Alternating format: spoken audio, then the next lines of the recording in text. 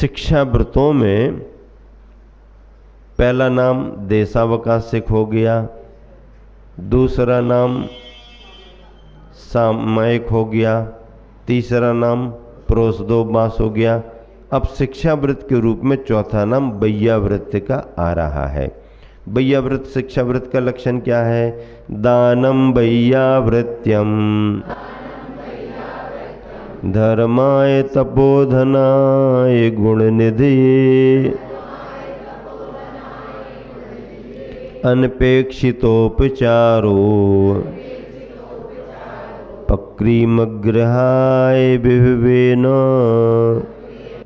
तपोधनाय, दान की व्यवस्था किसके लिए है? तपरूप धन से जो युक्त है। कौन से धन से युक्त है? तप ही जिनका धन बन गया है। बाहर का धन तो गृहस्थों के लिए होता है, गृह त्यागियों के लिए बाहर के धन की जरूरत नहीं है। वह आपको आपके द्रव्य का सदुपयोग करने की प्रेरणा देंगे और आपके द्रव्य का सदुपयोग कराएंगे, मार्गदर्शन देंगे, प्रेरणा देंगे, अच्छे अच्छे कार्यों में आपके द्रव्य को लगवाएंगे, क्योंकि आप भी धर्म के पालक श्रावक हो। लेकिन आप धन के स्वामी हो, आप मेहनत करते हो, व्यापार करते हो, खेती करते हो, सर्विस करते हो, आजीविका के उपाय करते हो, आपकी भूमिका है, आप अर्थोपार्जन करते हो। अर्थोपार्जन होगा तो आपके पास में पैसा आएगा, आप उसको संभाल के रखोगे, भविष्य के लिए, परिवार के लिए, समाज के लिए, अपने लिए करोगे। ये गृहस्थों के लिए चलता है। लेकिन गृह त्यागियों में पिच्छीधारी जो होते हैं उनके लिए ऐसे धन की कोई व्यवस्था नहीं है। तो फिर वो निर्धन हो जाएंगे। आप लोग सब धनवान हो जाओगे और वो निर्धन हो जाएंगे। नहीं नहीं नहीं, आप ऐसी समझ नहीं बना लेना। आप धनवान दूसरे तरह के हो, लेकिन जिन्होंने इस तरह के 10 प्रकार के धन परिग्रहों को छोड़ दिया वो दूसरे तरह के धनवान हो जाते हैं। किस तरह के धनवान हो गए? वो तप रूप धन से युक्त रत्नत्रय का धन है उनके पास। क्या? रत्नत्रय की संपदा है। कौन सी संपदा है? रत्नत्रय की। बाहर की तुम्हारी जड़ संपदा नहीं है, लेकिन रत्नत्रय की संपदा है। तपरूप धन उनके पास है। तो ऐसे तपरूप धन से युक्त तथा गुण निधि, गुणों के निधान, गुणों के भंडार। कौन से गुण? सम्यक दर्शनादि गुणों के भंडार। अग्रहाय, अग्रहाय गृह त्यागी, घर नहीं है ऐसी परिभाषा नहीं लेना। अग्रहाय जिनके पास घर नहीं है, घर नहीं है ऐसा अर्थ नहीं निकलेगा। अग्रहाय जिन्होंने घर का त्याग कर दिया है। था सो कर दिया और नहीं था सो भी संकल्प कर लिया, अब मिले भी तो भी जरूरत नहीं है, अब हमको घर और गृहस्थी की आवश्यकता नहीं है, तो त्याग कर दिया। और मान लो नहीं भी है, छोटा है, कमजोर है, या अभी आया है, बना नहीं है कुछ भी, तो भी अब हमारे लिए इसकी भी जरूरत नहीं है, मैं संकल्प पूर्वक इसका भी त्याग करता हूँ। नहीं नहीं नहीं, थोड़े लेट हो गए, आप ले तो लो, नहीं थोड़े रुक जाओ, हाँ नहीं नहीं अब तो हमारा बस हो गया, संकल्प हो गया, अब जरूरत नहीं है। तो अग्रहाय का मतलब क्या? जिनके पास घर नहीं है ऐसा नहीं, लेकिन जिन्हें अब घर की जरूरत नहीं है। हाँ, देने वाले देने को तैयार हैं, था भी रहने के लिए परिवार के साथ थे, लेकिन अब जिन्होंने उसके स्वामित्व का त्याग कर दिया, हमने मकान छोड़ दिया है तब गिरा दो पूरा का पूरा, बिल्कुल ऐसा कर दो, वैसा दिखना नहीं चाहिए, अब हमने त्याग कर दिया है अगर दिखेगा तो हमारे को याद आ जाएगी, इसलिए हमने त्याग किया तो मिटा दो पूरा घर, मैदान कर दो। ऐसी शर्तें नहीं है। हमने छोड़ दिया, अब शेष लोग उसका उपयोग करें ना करें, बनाएं मिटाएं सुधारें बिगाड़ें, अब उससे हमें कोई लेना देना नहीं। नहीं नहीं हम त्याग कर रहे हैं ना, अब नेस्त नाबूद करो इसको पहले, तब उसके बाद ऐसी कोई शर्तें नहीं। मन से निकाला जाता है, बाहर बना रहे ना बना रहे इससे कोई लेना देना, कोई फर्क नहीं पड़ता। मान लो जिस मकान का त्याग करके कोई मुनि बना, कालांतर में बिहार करके आया और वही मकान समाज ने धर्मशाला बना दिया क्या उसी मकान को धर्मशाला घोषित कर दी, अभी नई धर्मशाला नहीं है। और महाराज जी से निवेदन किया, महाराज जी अतिथि आवास व्यवस्था यहीं पर है, अब महाराज क्या सोचें, रहे कि नहीं रह सकते कि नहीं रह सकते। अगर ऐसी व्यवस्था है और वो गृह त्यागी मुनिवर उसमें समाज के निवेदन पर रुक जाएं, ठहर जाएं, तो भी उन महाराज को कोई दोष नहीं है। वही कमरे वही पाटे फिर भी दोष नहीं। क्यों? क्योंकि हम तो इसको पहले ही त्याग चुके हैं। समाज के पास अब कोई दूसरी व्यवस्था नहीं थी, परिवारी जनों ने मंदिर के लिए दे दिया, सामाजिक व्यवस्था में यहाँ रुकना पड़ रहा, रुक जाओ, अपना क्या लेना देना। तो उसी में रह करके भी उनको कोई दोष नहीं।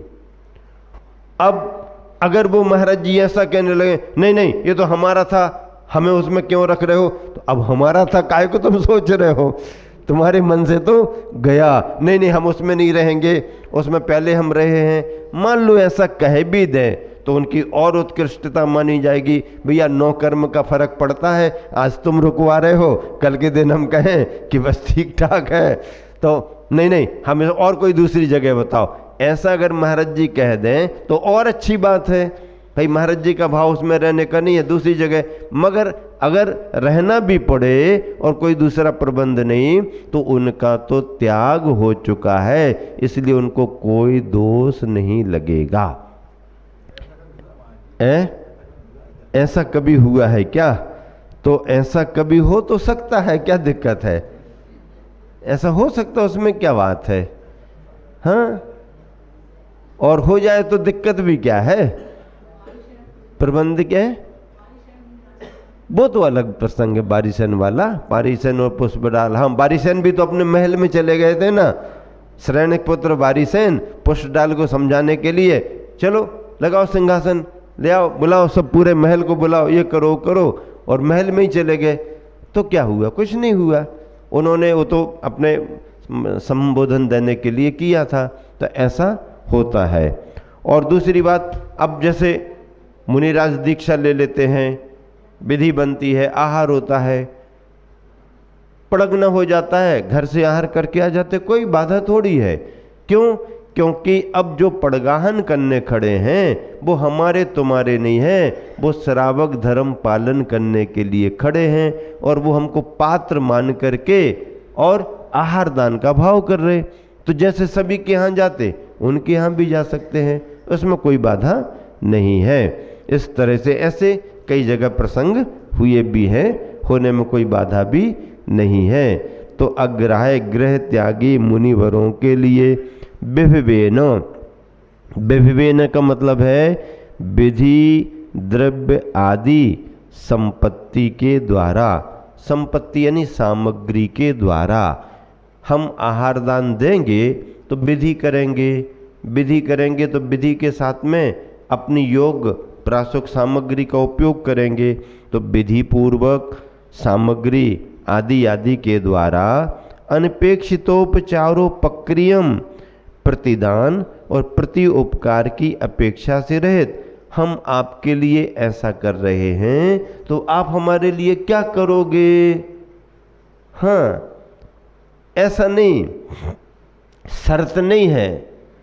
दातार अपने दान भाव से विधि करता है, वह किसी स्वार्थ के कारण नहीं करता। देखो हम नहीं लगाएंगे तो फिर तुम्हें कौन लगाएगा, ठीक है अब हम लगाए लेते हैं, आहार कराएंगे हम, फिर आप हमारे लिए क्या करोगे? तो तुम हमें आहार कराओ, हम तुम्हारी गृहस्थी आगे बढ़वाएंगे, दोनों का काम होता रहेगा। है, तुम हमारे लिए व्यवस्था करते रहो, हम तुम्हारी व्यवस्था करते रहेंगे। ऐसा नहीं, आप निस्वार्थ भाव से त्यागी मान करके सेवा करो, अपने कर्तव्य का पालन करो। फिर आप अगर कर्तव्य का पालन कर रहे हो तो आपका पुण्य तो बढ़ेगा ही बढ़ेगा। यहाँ से उन पात्रों का, गुरुवरों का आशीर्वाद भी कुछ विशेष ही मिल जाता है, मांगने की जरूरत नहीं पड़ती। क्यों? जो कार्य करता है, जो सेवा करता है, जो धर्म के कार्यों में समय देता है, स्वभाव से, स्वाभाविक रूप से उनको भावनाओं से आशीर्वाद पहुंच ही जाता है। लेकिन जैसा संसार में होता है, पहले सात वचन करो, पहले क्या करोगे क्या नहीं करोगे, करोगे कि नहीं करोगे, नहीं नहीं वचनों, लिखा पढ़ी कर लो भैया, कोर्ट के कागज पर ले आओ, लिखा पढ़ी कर लो, बाद में कोई भरोसा नहीं, ऐसा नहीं वैसा नहीं, हम ये करेंगे तुम वो करोगे, तुम क्या करोगे, ऐसा वो संसार गृहस्थी में चलता है, धर्म के क्षेत्र में नहीं। तो प्रतिदान और प्रति उपकार की अपेक्षा से रहित धर्माय, धर्म के निमित्त दानम, जो दान दिया जाता है वह बैयावृत्यम, बैयावृत्य है। बैयावृत्ति का अर्थ दान के रूप में लिया गया। बैयावृत्ति क्या है? दान देना बैयावृत्ति है। बैयावृत्ति को अपन ऊपर से हाथ पैर दबाना, ये करना वो करना, ये तो मानते ही हैं, बैयावृत्ति ये भी है। लेकिन आचार्य समंतभद्र महाराज जी अपनी बैयावृत्ति की व्याख्या का विस्तार कर रहे हैं, दान से जोड़ रहे हैं कि यथार्थ में दान देना ही बैयावृत्ति। अब दान देने में श्रावक विधि और अपनी सामग्री से जुड़ेगा, फिर पात्र भी आएंगे, धर्म भावना आएगी, मतलब बड़ी व्यापकता इस शिक्षाव्रत में है। भावार्थ, सम्यक तो आदि गुणों से सहित गृह त्यागी जनों के लिए स्वपर के धर्म की वृद्धि के अभिप्राय से, स्व और पर के धर्म की वृद्धि के अभिप्राय से धन या मंत्र लाभ रूप प्रति उपकार और यश आदि की चाहे के बिना अपनी शक्ति के अनुसार यथा योग चतुर्विध दान देना बैयावृत्त कहलाता है। इस तरह से पूज्यपाद स्वामी ने दान के प्रकरण में तत्वार्थ सूत्र की टीका सर्वार्थ सिद्धि में लिखा है कि दान देने से लाभ क्या होता है, तो उन्होंने कहा दोनों के लिए लाभ होता है। क्या? तो पात्र के लिए क्या? पात्र के लिए हमने जिनको आहार आदि दान दिया है तो पात्र को लाभ क्या होता? ज्ञानादि वृद्धि, तप और ज्ञान आदि में उनकी वृद्धि होगी, ये लाभ होता है। और फिर देने वाले दातार को क्या लाभ होता है? तो कहा पुण्य संचय, पुण्य का संचय होता है, क्योंकि सम्यक दर्शन की भूमिका में सत्पात्रों के लिए जो दान दिया जाता है बैयावृत्ति के रूप में, तो उसमें सामान्य पुण्य नहीं आता, सातिशय पुण्य आता है। ऐसा पुण्य सातिशय वो कहलाता है जो संसार में सुख सुविधाएं तो देता देता हमारे मोक्ष के मार्ग को भी प्रशस्त करता है। अब आगे चलते हैं बैयावृत्ति का विस्तार। व्यापत्ति व्यपनोदः पदियो संवाहनम च गुण रागात् बैयावृत्तिम यावा नुपग्रहो न्योपि संयमिनाम। गुण रागात, सम्यक दर्शनादि गुणों की प्रीति से, रागात मतलब उसकी प्रीति से, प्रेम से, सम्यक दर्शन आदि गुणों की प्रीति से अर्थात उसके लगाव से, संयमी नाम, संयमी का मतलब देश व्रत और सकल व्रत के धारक संयमी जनों की। व्यापत्ति व्यपनोदः, आई हुई नाना प्रकार की आपत्ति को दूर करना। व्यापत्ति व्यपनोदः, व्यपनोदः दूर करना, दूरी करता है। आई हुई अलग अलग प्रकार की परेशानियों को दूर करना।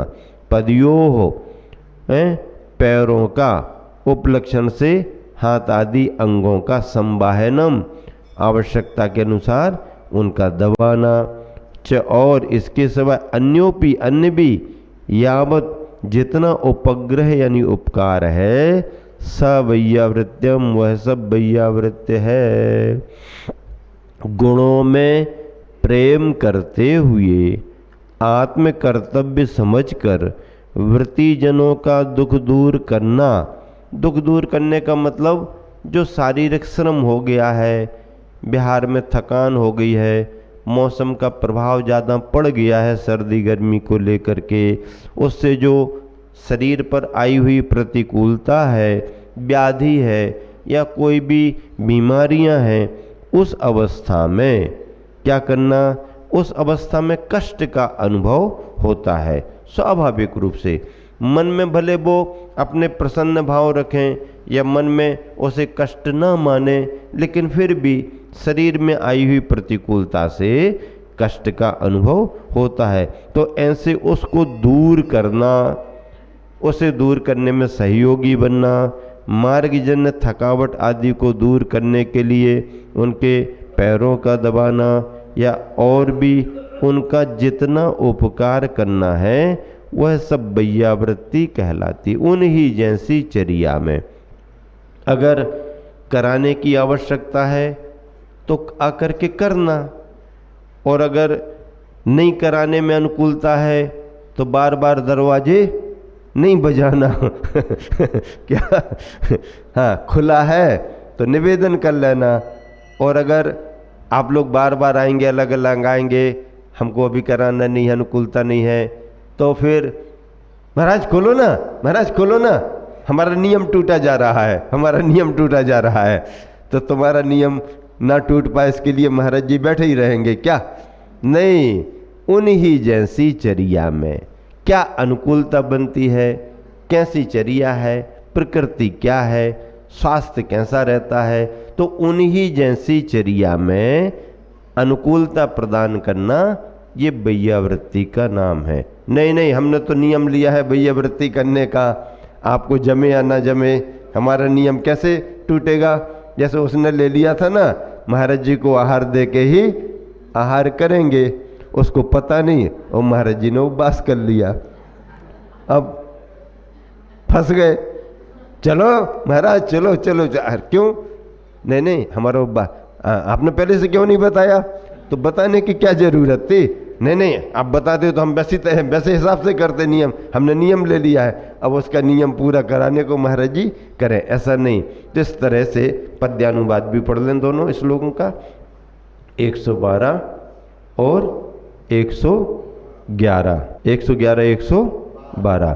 तपोधनी है गुण के निधि हैं, गृह त्यागी संयम घर हैं, उनको अन्नादिक देना यह वैयावृत्यावृतवर है। पर प्रतिफल की मंत्र तंत्र की इच्छा बिन हो दान करा, यथाशक्ति से तथा यथा विधि धर्म भाव पर ध्यान धरा। संयम धर पर आया संकट उसे मिटाना कार्य रहा, पैर थके हो पीड़ा हो तो उन्हें दबाना आर्य महा। गुण के प्रति अनुराग जगा हो अन्य अन्य उपकार सभी, वैयावृत्या कहलाता है, लाता है भो पार वही। इस तरह से इस श्लोकों का भाव पद्यानुवाद के रूप में।